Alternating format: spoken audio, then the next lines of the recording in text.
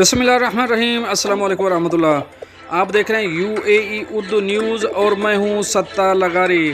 خبروں کی تفصیل کی طرف جانے سے پہلے ایک ریکویسٹ، اگر آپ میرے چینل پہ پہلی بار آئے ہیں تو پلیز چینل کو سبسکرائب کر دیجئے اور ساتھ بیل کے آئیکن کے اوپر بھی کلک کر دیجئے۔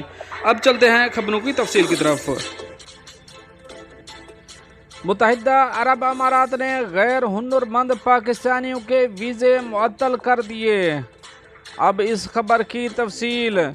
پاکستانی تارکین وطن جو متحدہ عرب امارات کی آبادی کا 10% سے زیادہ ہے، ملک کی سب سے بڑی اور اہم ترین کمیونٹیز میں شامل ہیں۔ غیر ہنرمند کارکنوں کے لیے لیبر ویزوں کی اچانک معطلی نے پاکستانی تارکین وطن میں صدمے کی لہر دوڑائی۔ یہ پاکستان اوورسیز امپلائمنٹ موورز ایسوسی ایشن نے پابندی پر گہری تشویش کا اظہار کرتے ہوئے کہا کہ اسے متحدہ عرب امارات میں ملازمت کے مواقع تلاش کرنے والوں کے لیے بری خبر قرار دیا ہے۔ ایسوسی ایشن کے ترجمان عدنان پراچا نے انکشاف کیا کہ متحدہ عرب امارات کے امیگریشن ڈپارٹمنٹ نے بغیر کسی وضاحت کے پابندی پر عمل درآمد کیا۔ پالیسی میں اس اچانک تبدیلی کے نتیجے میں پاکستان سے ملازمت کی متعدد درخواستیں مسترد ہو گئی ہیں، جس سے ممکنہ طور پر بہت سے محنت کش پاکستانیوں کی روٹی روزی متاثر ہوئی ہے۔ اس اقدام کے مضمرات انفرادی ملازمت کے متلاشیوں سے آگے ہیں، کیونکہ متحدہ عرب امارات سے ترسیل زر بہت زیادہ انحصار کرتا ہے۔